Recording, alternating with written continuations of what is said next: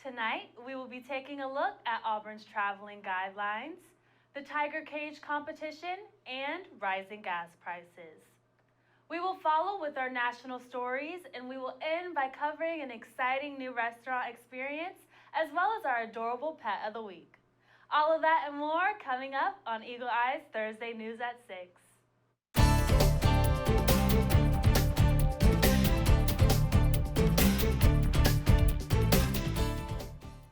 Good evening and welcome to Eagle Eye News at 6. I'm Jakai Spikes. And I'm Nicholas Wetzel. The Auburn University COVID Resource Center has reported 27 new positive COVID cases for the week of February 21st through the 27th. This number is a slight decrease from the previous week's number of 38 cases, continuing a consistent decline since Auburn students arrived back on campus for the spring semester. These are the first official numbers that have been recorded after the lift on mask mandate on Auburn's campus.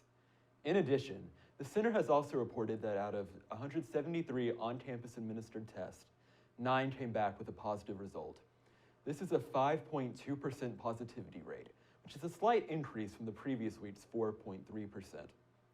The East Alabama Medical Center has seen a greater number of hospitalizations and ventilator usage since the start of the new semester.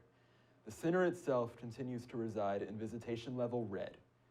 You can stay updated on Auburn's COVID situation by visiting the Auburn COVID Resource Center website.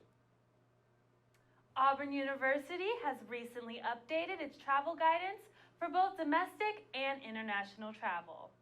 Faculty, staff, and students who travel domestically or internationally should be aware of the following before their departure. Make sure you are up to date with your COVID vaccine and your booster. Wearing a mask over your nose and your mouth is required in indoor areas of public transportation, including airplanes that are traveling into, within, or out of the United States.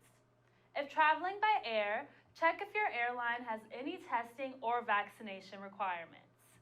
Faculty, staff, and students returning to Auburn from international travel should do one of the following depending on vaccination status. If you are fully vaccinated, no quarantine is required, but consider getting tested 5 days after your return. If you are not vaccinated or up to date on vaccinations, self-quarantine for 5 days after your travel and watch for symptoms within 10 days.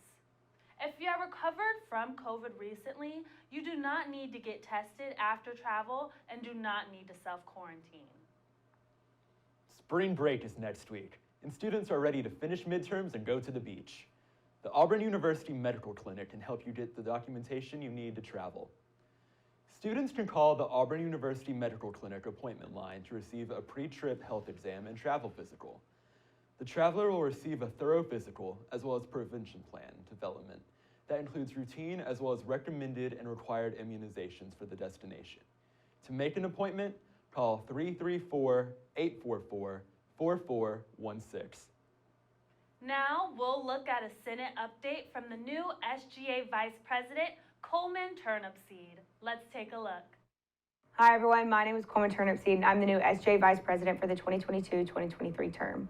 Over the last few weeks in Senate, we've had both Senate Orientation number 1 and 2, in which we've gotten the senators acquainted to their new roles. In Senate Orientation number 1, we selected our President Pro Tempore of the Student Senate, Senator John David Jones. At Student Senate Orientation number 2, we selected our committee chairs, who are Academic Affairs, Madeline Dodd, Budget and Finance, Nick Seward, Code of Laws, Ashton Dickinson, Diversity, Equity, and Inclusion, Casey Rickles, and Student Affairs, Javen Justin. We also assigned our senators to these committees, and they are up and running with their first committee meetings this week. This past week in Senate, we had our first actual Senate meeting in which 13 bills were introduced as future orders. All of these bills were confirmation bills having to deal with committees, executive vice presidents, and the president and senator for the College of Forestry and Wildlife Sciences.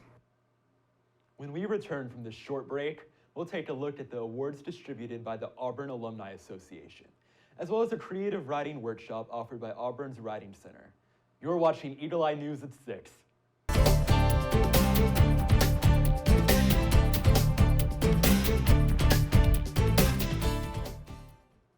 Welcome back to Eagle Eye News at 6.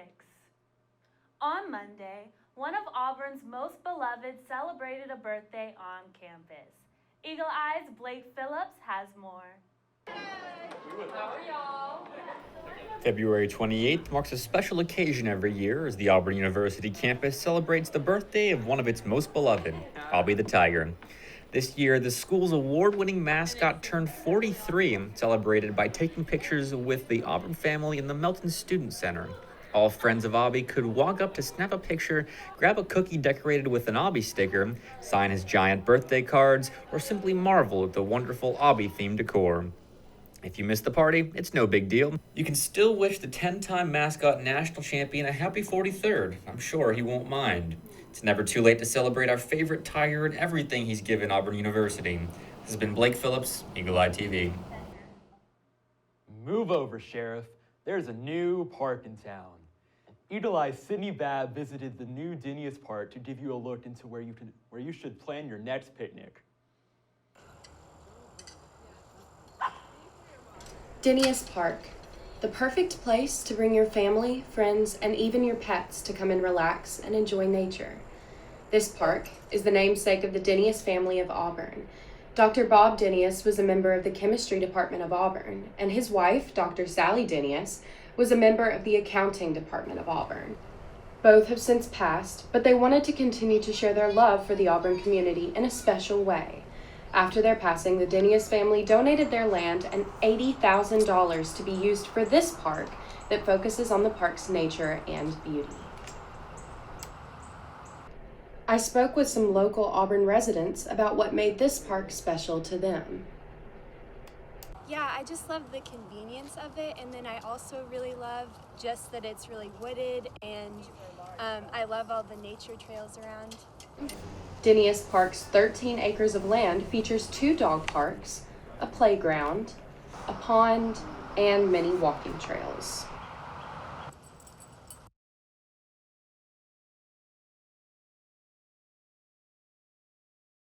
Highest award given by the Auburn Alumni Association at Auburn's 2022 Lifetime Achievement Awards dinner and ceremony on February 6th. The recipients were James Bullington, James Hoskins, William McNair, Anita Newcomb, and Aaron McReary. The Lifetime Achievement Award recognizes recipients for outstanding achievements in their professional lives, personal integrity and stature, and service to the university. It was established in 2001 to honor extraordinary accomplishments by members of the Auburn family. Bullington began his diplomatic career after his graduation from Auburn.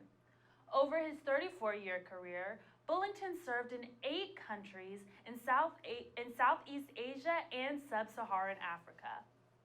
Hoskins is a founding member of Auburn's Research and Development Institute, a nonprofit organization. McNair and his wife established a multitude of Auburn University scholarships.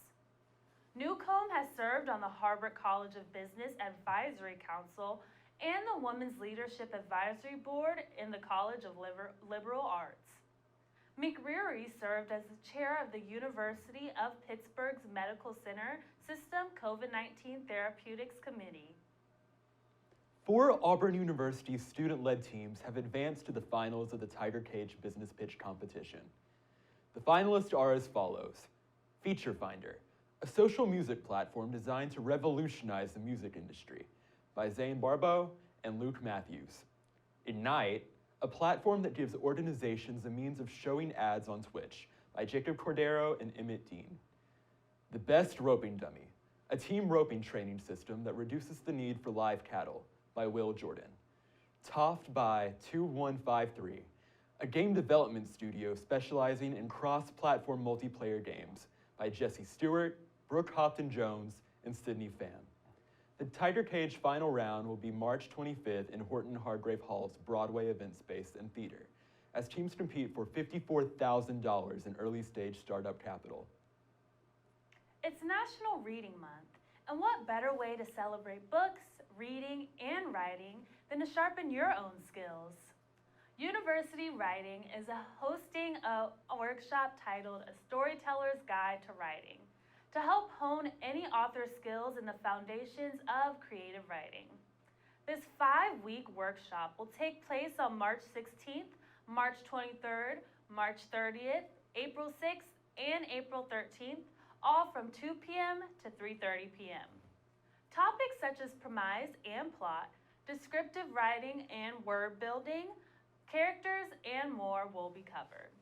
If you would like to register, visit Auburn University's writing website or contact hny0001@auburn.edu.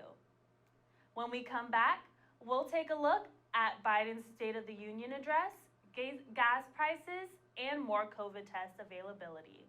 You're watching Eagle Eye TV, Auburn's news leader.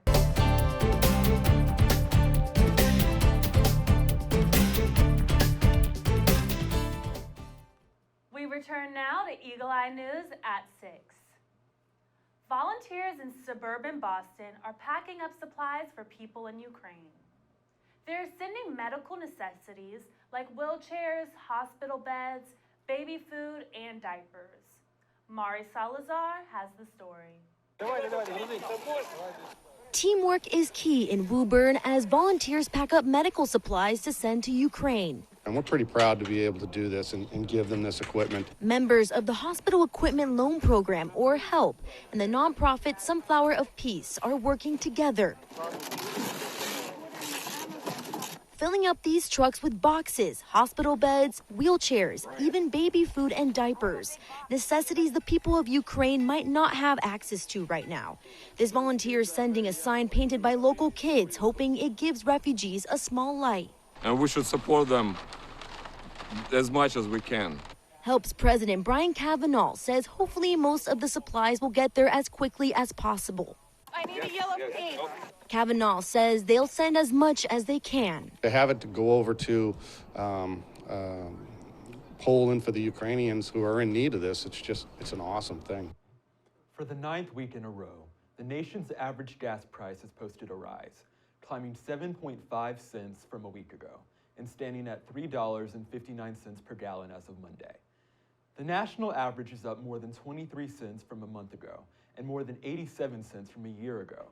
The national average price of diesel has risen 5.5 cents and stands at $3.98 per gallon, the highest since March 23, 2014. The Russian invasion of Ukraine has sparked concern that oil production could eventually be stifled or even sanctioned from the world's second largest oil producer, which would lead to less supply as demand grows. The possibility has pushed up the national average price of gas considerably in the past week. In President Biden's State of the Union address, he addressed a host of important issues, including COVID-19. He said more free at-home coronavirus test kits will be available for order next week as part of his administration's ongoing COVID plan. We've made hundreds of millions of tests available, and you can order them for free to your doorstep. And we've already ordered free tests. If you already ordered free tests tonight, I'm announcing you can order another group of tests. Go to covidtest.gov starting next week, and you can get more tests. This comes after the administration in January moved to provide 4 free rapid antigen tests to any household that requested them online. According to covidtest.gov, every home in the U.S. can order 4 more tests starting next week. In another part of President Biden's State of the Union address, Biden takes a moment to honor Justice Breyer for his service to the Supreme Court. Tonight, I'd like to honor someone who dedicated his life to serve this country. Justice Breyer, an Army veteran, constitutional scholar, retiring Justice of the United States Supreme Court. Justice Breyer, thank you for your service. Thank you, thank you, thank you. I mean it. Get up, stand up and see you. Thank you.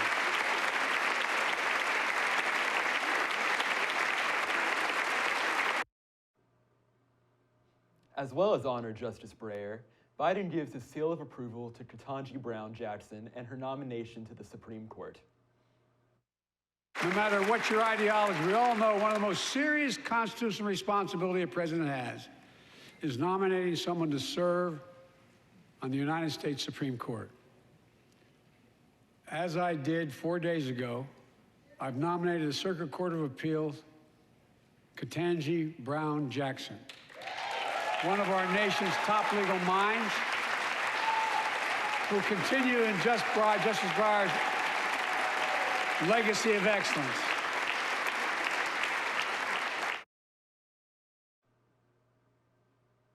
The company that many blame for killing traditional bookstores is closing its own brick and mortar locations. Amazon is closing 68 of its retail locations, including all Amazon bookstores. The e-commerce giant is closing 2 other physical retail concepts as well, including its 4-star and pop-up stores. The company says it will stay in the grocery business in a bad way with Whole Foods, Amazon Fresh, and Amazon Go. When we return, we will be covering what National Day it is, along with our Pet of the Week.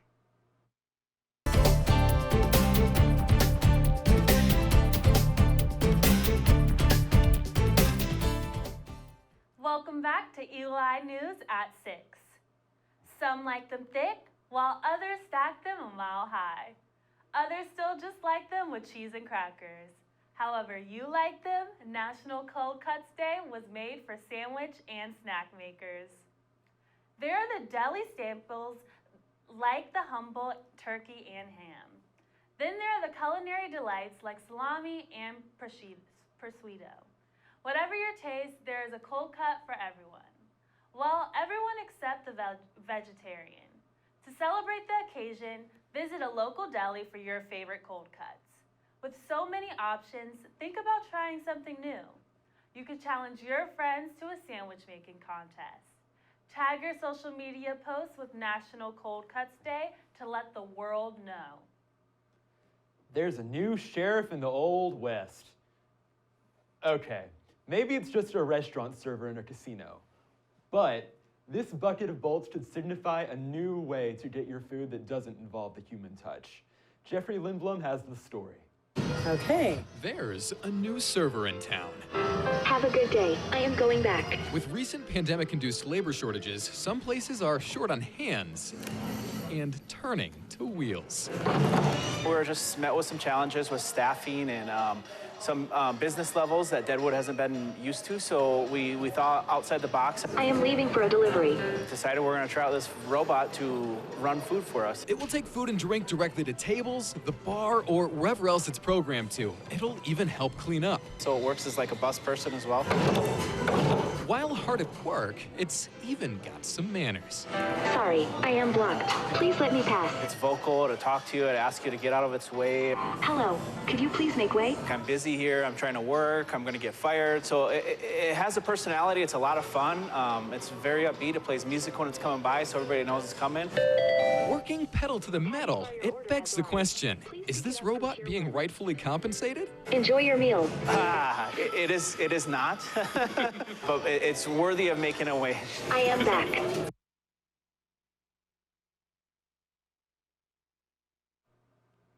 Get ready to sell the 7 C's with this handsome pet of the week.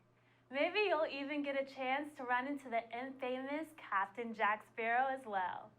Meet Barbosa. He's hungry for love and maybe even a few extra treats too.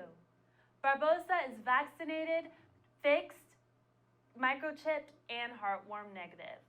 Adopt Barbosa for $115 and give him love that'll last a lifetime. We're out of time, but for more Auburn news, head over to our website, eagleeyeauburn.com, and check out our social media pages. I'm Jakai Spikes. And I'm Nicholas Wetzel. Thank you for watching, and War Eagle.